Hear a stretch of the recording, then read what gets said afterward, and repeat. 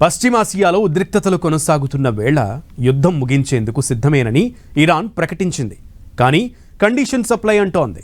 America Israel ముందు 3 అంటే 3 షరతులు విధించింది. ఇంతకీ ఏంటా 3 కండిషన్స్? ఇరాన్ ప్రకటనపై ఇజ్రాయెల్ అమెరికా రియాక్షన్ ఏంటి? ఇరాన్ షరతుల వెనక అసలు స్ట్రాటజీ ఏంటి? పశ్చిమాసియాలో యుద్ధంలో ఇప్పుడేం జరగబోతోంది? యుద్ధం ఆపేసేందుకు ముందుకొచ్చిన ఇరాన్, అమెరికా ఇజ్రాయెల్కు 3 షరతులు. ఇరాన్ కండిషన్స్ పై అమెరికా రియాక్షన్ ఏంటి? ఇరాన్ షరతులకు అమెరికా అంగీకరిస్తుందా? ఇరాన్ షరతులు విధించడం వెనుక వ్యూహమేంటి? ఇరాన్ ముందు రకరకాల కండిషన్స్ ఉంచిన ట్రంప్. యుద్ధం ఆగుతుందా? కొత్త మలుపు తీసుకుంటుందా? యుద్ధం ఆగకపోతే పరిణామాలు ఎలా ఉంటాయి? యుద్ధం ఆగితే భారత్కు జరగబోయే మేలు ఏంటి?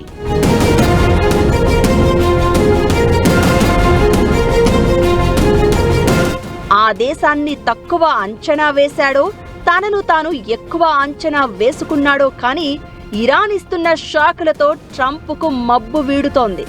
ఖమేనీని ఖతం చేశామని అమెరికా పడిన ఆనందం ఎక్కువసేపు నిలవలేదు. ఇరాన్ కొత్త సుప్రీం లీడర్ యుద్ధ వ్యూహాలు మార్చేస్తూ అమెరికా ఇజ్రాయెల్ దళాలకు చుక్కలు చూపిస్తున్నాడు.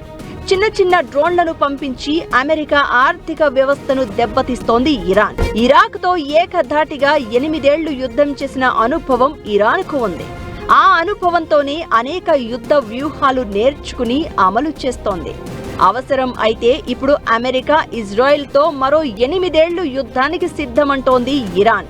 యుద్ధాన్ని తామే ముగిస్తామని మొదటి నుంచి చెప్తున్న ఇరాన్ ఇప్పుడు అమెరికా ఇజ్రాయెల్ ముందు 3 షరతులు పెట్టింది. వీటికి అంగీకరిస్తే యుద్ధాన్ని ఆపేస్తామని అంటోంది.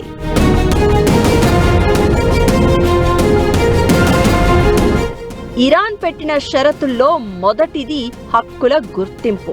అంతర్జాతీయ వేదికలపై ఇరాన్ సార్వభౌమత్వాన్ని, హక్కులను అధికారికంగా గుర్తించాలని డిమాండ్ చేసింది. దశాబ్దాలుగా తమపై ఉన్న ఆంక్షలను తొలగించి ఒక సమానమైన దేశంగా గౌరవించాలని కోరుతోంది. రెండోది యుద్ధ నష్ట పరిహారం.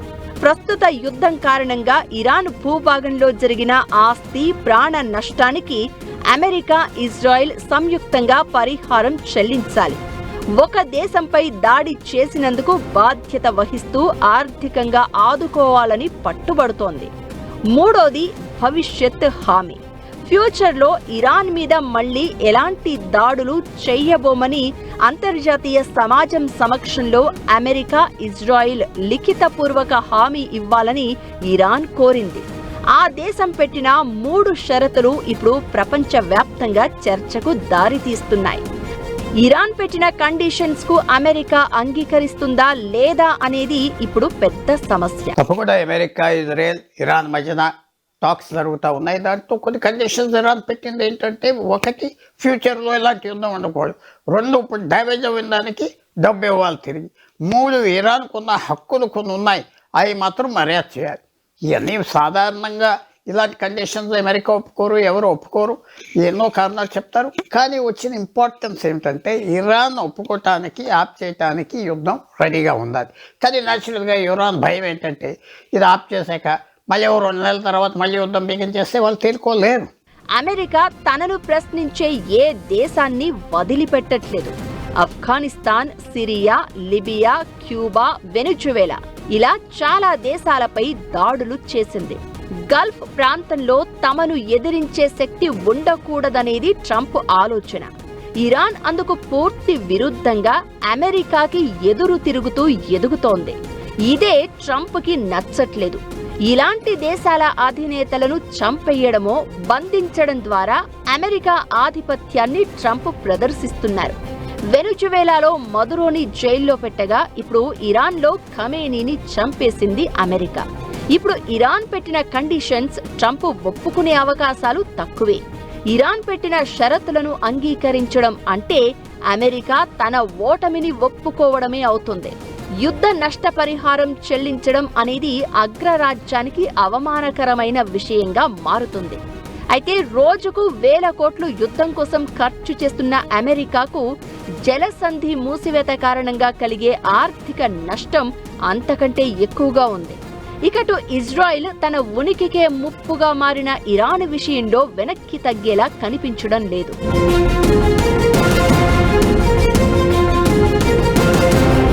అటు ట్రంప్ కూడా ఇంతకు ముందే ఇరాన్కు షరతులు విధించారు. ఇరాన్ పాలక యంత్రాంగం పూర్తిగా లొంగిపోవడంతో పాటు అణుశుద్ధి కార్యక్రమాన్ని పూర్తిగా నిలిపివేయాలని, ఇరాన్లో ప్రస్తుతం ఉన్న పాలన మారాలని కండిషన్ పెట్టారు. అమెరికా ఇజ్రాయిల్ వరకు చేరుకోగల బాలిస్టిక్ క్షిపణుల నిల్వలను పూర్తిగా తొలగించాలని, ప్రపంచ చమురు సరఫరాకు కీలకమైన హార్మూజ్ జలసంధి మార్గంపై ఆంక్షలు ఎత్తివేయాలని అన్నారు. దానికి ఇప్పుడు ఇరాన్ రిప్లై ఇచ్చింది. యుద్ధం ఆపేందుకు సిద్ధమే కానీ అంటూ కండిషన్స్ పెట్టింది. దీనిపై అమెరికా, ఇజ్రాయిల్ ఇంకా రియాక్ట్ కాలేదు. ఒకవేళ ట్రంప్ వీటికి ఒప్పుకుంటే యుద్ధం ఆగుతుంది, లేదంటే ఉద్రిక్తతలు ఇలానే కొనసాగుతాయి.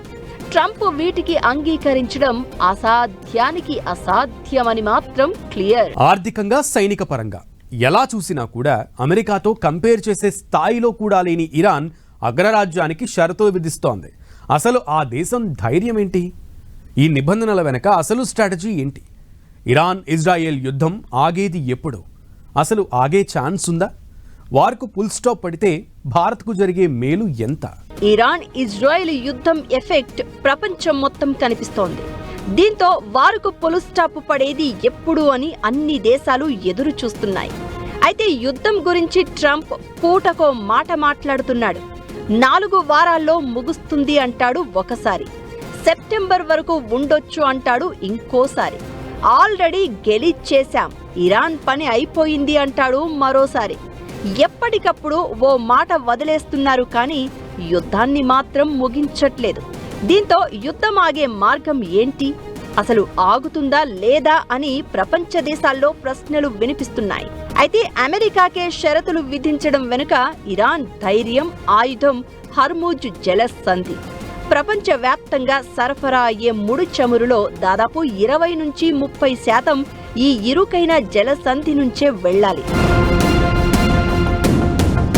ప్రస్తుతం దీన్ని ఇరాన్ మూసివేయడంతో భారత్ సహా చాలా దేశాల్లో గ్యాస్, చమురు కొరత ఏర్పడింది. తమ షరతులకు ఒప్పుకుంటేనే దీన్ని తెరుస్తామని చెప్పడం అంటే ప్రపంచ దేశాలన్నీ అమెరికాపై ఒత్తిడి తెచ్చేలా చేయడమే ఇరాన్ వ్యూహం. ఇదంతా ఎలా ఉన్నా ఇరాన్ పెట్టిన 3 కండిషన్స్ ప్రపంచాన్ని 2గా డివైడ్ చేసిందనే వాదన వినిపిస్తోంది.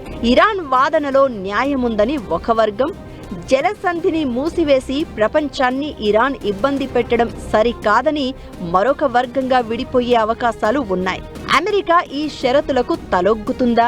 యుద్ధాన్ని మరింత ఉధృతం చేసి జలసంధిని బలవంతంగా తెరుస్తుందా అనేది $1 మిలియన్ ప్రశ్నగా మారింది. ఇకటు యుద్ధం త్వరగా క్లోజ్ అయితే భారత ఆర్థిక వ్యవస్థపై ప్రభావం తగ్గుతుంది. సరఫరా ఆందోళనలు తగ్గితే చమురు ధరలు మునుపటి స్థాయికి వస్తాయి.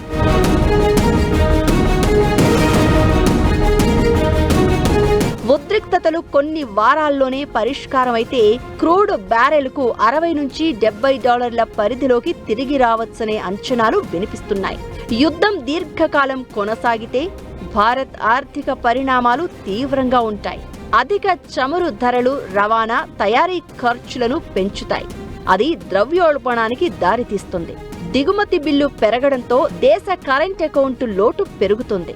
మరి యుద్ధం ఆగుతుందా లేదా అనేది రాబోయే కొద్ది రోజుల్లో తేలిపోనుంది. ఏదేమైనా శాంతి చర్చలు మొదలైతేనే ప్రపంచ ఆర్థిక వ్యవస్థ మళ్లీ గాడిలో పడే అవకాశం ఉంది. దీంతో ఇరాన్ షరతుల వ్యవహారం ప్రపంచవ్యాప్తంగా చర్చకు దారితీస్తోంది.